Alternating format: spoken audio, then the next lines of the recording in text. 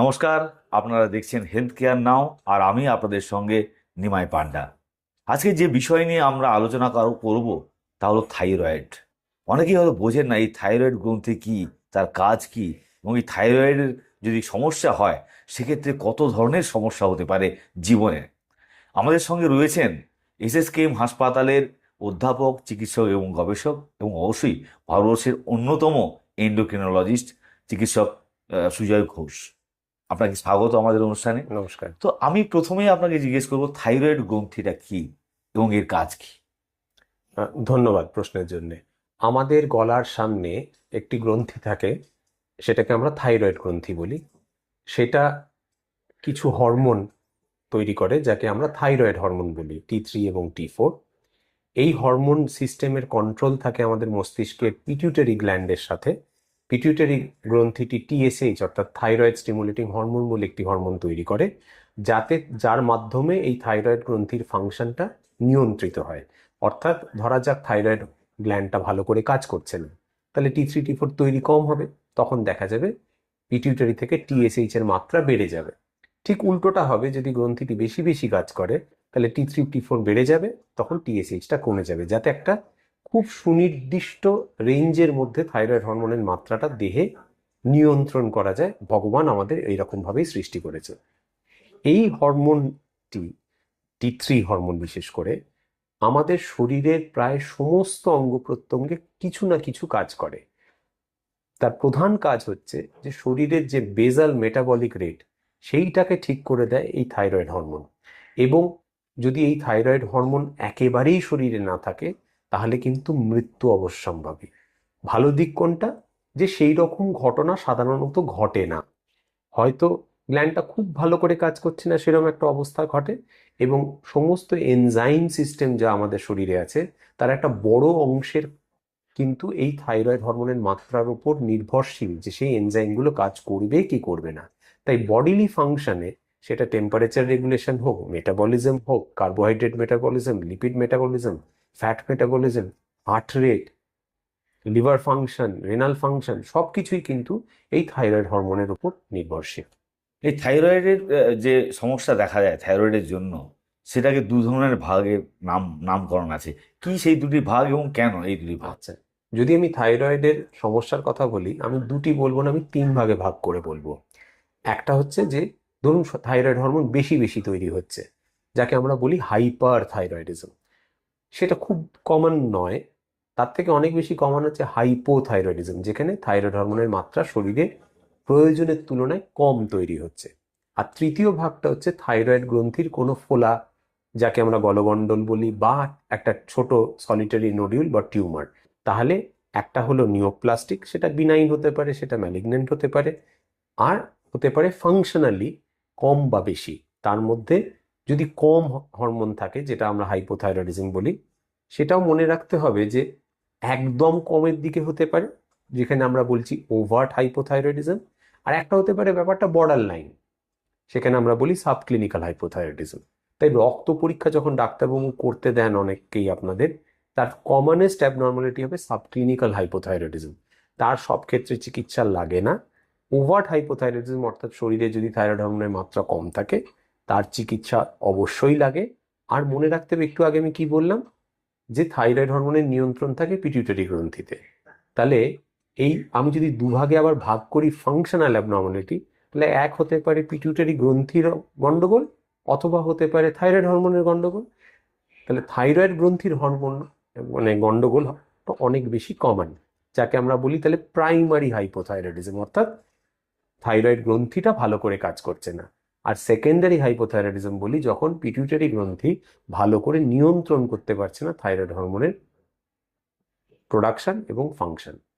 এবার এর আগে কি বললাম, যে থাইরয়েড হরমোনগুলো আমাদের সমস্ত দেহের ফাংশনের জন্য তার একটা সম্পর্ক আছে।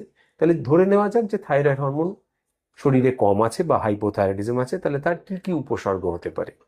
তাহলে এক হতে পারে এই যে বডিলি ফাংশনগুলোর কথা আমি বললাম, সেই ফাংশনগুলো ভালো করে হবে না।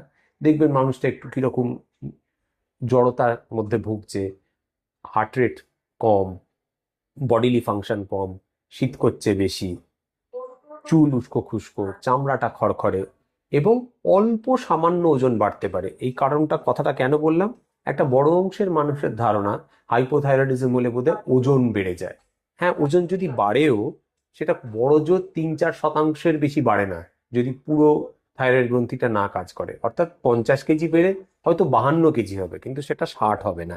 তাই যদি আপনার ওজন বেশির সাথে সাথে হাইপোথাইরয়েডিজম থাকে, দয়া করে থাইরয়েডটাকে দোষ দেবেন না ওজন বাড়ার জন্য। আর এই যে উপসর্গগুলোর কথা বললাম, যদি হাইপার ফাংশনিং হয় তাহলে কি হবে? ঠিক তার উল্টোটা হবে। অর্থাৎ বডি মেটাবলিজম বেড়ে যাবে, হার্ট রেট বেড়ে যাবে, বুক ধড়ফড় করবে, ঘাম হবে, ওজন কমে যেতে পারে, পেট খারাপের একটা সমস্যা হতে পারে। তাহলে ফাংশনালিটিটা যেরকম সেই অনুযায়ী আইদার বেড়ে যাবে বা কমে যাবে। একটা বিষয় এখানে যে এই থাইরয়েডের সমস্যা এ কি শুধু মেয়েদের ক্ষেত্রে হয় নাকি ছেলে মেয়ে সবার ক্ষেত্রে হতে আচ্ছা, পারে? এই যে হাইপোথাইরয়েডিজম বা হাইপারথাইরয়েডিজম বললাম, এগুলোর মেজরিটি ক্ষেত্রে একটা সময় কারণ ছিল আয়োডিনের সমস্যা। যবে থেকে লবণ আয়োডিন যুক্ত হয়েছে তবে থেকে সেই সমস্যাটা কিন্তু অনেক কমে গেছে।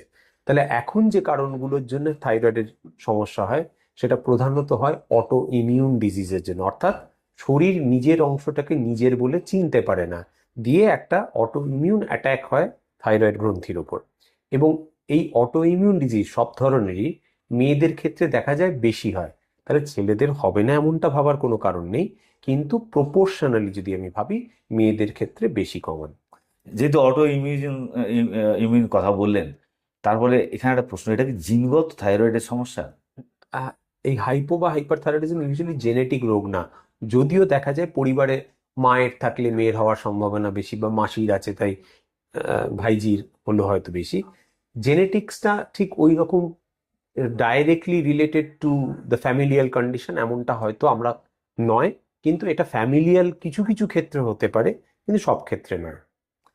এরপর আপনাকে একটা প্রশ্ন করবো, এটা অনেকেই প্রশ্ন জানতে চান যে বয়স, কোন বয়স থেকে এই থাইরয়েডের সমস্যা হতে পারে? দেখুন, এই থাইরয়েডের সমস্যা কিন্তু জন্মের প্রথম দিন থেকেই হতে পারে, যাকে আমরা বলি কনজেনিটাল হাইপোথাইরয়েডিজম। অর্থাৎ সেই রোগটা কিন্তু অনেক বেশি জেনেটিক, যে আমি জন্মালাম হাইপোথাইরয়েডিজম নিয়ে। সেই জন্য যে কোনো সভ্য দেশে দেখবেন universal screening for thyroid disease আছে অ্যাট বার্থ। জন্মের 3 দিনের মাথায় রক্ত পরীক্ষা করে দেখা হয় যে বাচ্চাটার হাইপোথাইরয়েডিজম আছে কিনা। তার পরবর্তীকালে কম বয়সে তখনও হতে পারে, দেখবেন বাচ্চাটা ভালো করে বাড়ছে না, গ্রোথ হচ্ছে না, যেগুলোকে আমরা জুভেনাইল থাইরয়েড ডিজিজ বলি।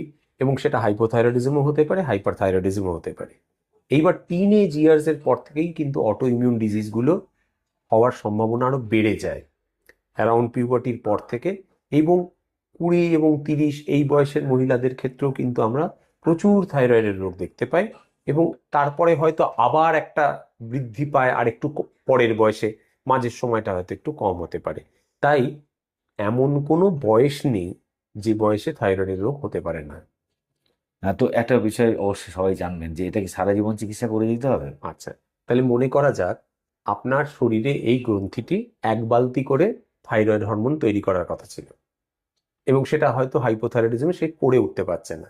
তাহলে আমরা তখন যে চিকিৎসাটা দিই সেই চিকিৎসাটাকে আমরা বলি রিপ্লেসমেন্ট থেরাপি। এটা তো এমন নয় যে ম্যালেরিয়ার ওষুধ খাওয়াচ্ছেন যেটা শরীরের অংশই নয়, একটা ফরেন কেমিক্যাল সাবস্টেন্স। এই ক্ষেত্রে আপনি আপনার ঘাটতিটা পূরণ করছেন, এমন করে পূরণ করছেন যাতে বালতি উপচে পড়েও যাবে না, আবার বালতি খালিও থাকবে না। এবং মনে রাখতে হবে সেই ক্ষেত্রে বেশিরভাগ ক্ষেত্রেই কিন্তু আজীবন চিকিৎসাটা দিতে হবে। অন দি আদার হ্যান্ড, যদি আমি ধরি হাইপার থাইরয়েডিজম, যেখানে বেশি বেশি থাইরয়েড হরমোন তৈরি হচ্ছে ধরুন, সেখানে কারণটা কি? সেটা কি একটা থাইরয়েড নোডিউল, সেটা কি মাল্টি নোডুলার গয়টার, সেটা কি গ্রেভস ডিজিজ? সেটার ক্ষেত্রে কিন্তু এক এক সময় এক এক ধরনের চিকিৎসা পদ্ধতি ব্যবহার করা হয়। হয়তো ট্যাবলেট দিয়ে চিকিৎসা করা হয়, কারো ক্ষেত্রে সার্জারি করা হয়, আর কারো ক্ষেত্রে রেডিও আয়োডিন দিয়ে চিকিৎসা করা হয়। এবং সেই সবকটা ক্ষেত্রে কিন্তু আমাদের চিকিৎসার মূল উদ্দেশ্য হচ্ছে ব্যাপারটাকে একেবারে নির্মূল করে দেওয়া। শেষ প্রশ্ন অবশ্যই আপনার কাছে, সেটা হচ্ছে যে আমার পরিচিত অনেকজনের ক্ষেত্রে হয়েছে, আপনি তো চিকিৎসক, গবেষণা করেন সঙ্গে, ফলে অনেকের হয়তো দেখতে পাবেন যারা প্রেগনেন্ট হন, অর্থাৎ যখন গর্ভবতী হন, তখন অনেকের আবার ব্লাড সুগার হাই হয়ে যায়। ডায়াবেটিসের যেরকম লক্ষণ, মানে বিশেষ করে সুগারের, রক্তে শর্করার মাত্রা বেড়ে যায়। এটা কেন হয়, আর এটা কি লাইফ টাইম থাকতে পারে, নাকি তার ক্ষেত্রে চিকিৎসা শুধুমাত্র ওই দেওয়া বা সন্তান প্রসব করা পর্যন্ত হতে পারে? প্রথমে এই সমস্যাটাকে না দুভাগে ভাগ করে নিতে হবে।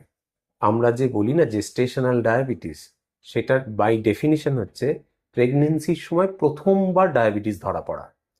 এটা দুটো জিনিস হতে পারে, এক হতে পারে আগে থেকেই ডায়াবেটিস ছিল আমি জানতাম না, তাহলে প্রি এক্সিস্টিং ডায়াবেটিস, সেটার কিন্তু ভয় এবং সমস্যা অনেক বেশি। কেন না, যে ধরুন আপনার আগে থেকেই ডায়াবেটিস ছিল এবং সেই সুগারটা অনিয়ন্ত্রিত ছিল, তাহলে কিন্তু অর্গ্যানোজেনেসিস অর্থাৎ বাচ্চার যখন অঙ্গ প্রত্যঙ্গ তৈরি হচ্ছে প্রথম 4 থেকে 6 সপ্তাহের মধ্যে, সেই সময় সুগারটা অনিয়ন্ত্রিত ছিল, তাহলে তার ক্ষেত্রে কিন্তু কনজেনিটাল অ্যাবনর্মালিটিস হওয়ার সম্ভাবনা বেশি। এটা গেলে এক ধরনের জিনিস। দ্বিতীয় হতে পারে যে হ্যাঁ আমি প্রথম ট্রাইমেস্টারে রক্ত পরীক্ষা করেছি, তখনও সুগার নর্মাল, কিন্তু 18 থেকে 20 সপ্তাহ পর থেকে দেখা যাচ্ছে যে সুগারটা আস্তে আস্তে আস্তে বাড়তে আরম্ভ করেছে। তাহলে মনে রাখতে হবে প্রেগনেন্সির সময় শরীরে প্ল্যাসেন্টা বলে একটি গ্রন্থি তৈরি হয়, যেটা মার সঙ্গে বাচ্চার যোগাযোগ রাখে।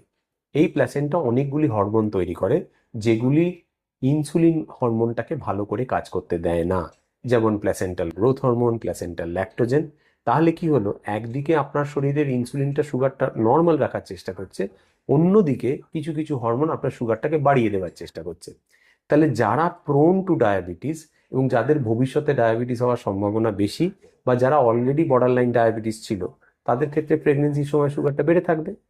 এইবার যেই জন্ম হয়ে গেল বাচ্চার, প্ল্যাসেন্টা গ্রন্থিটি বেরিয়ে গেল, তখন দেখা গেল আবার ঝপ করে অনেকের সুগারটা নর্মাল হয়ে গেল। কারো কারো ক্ষেত্রে কিন্তু আর নর্মাল হয় না।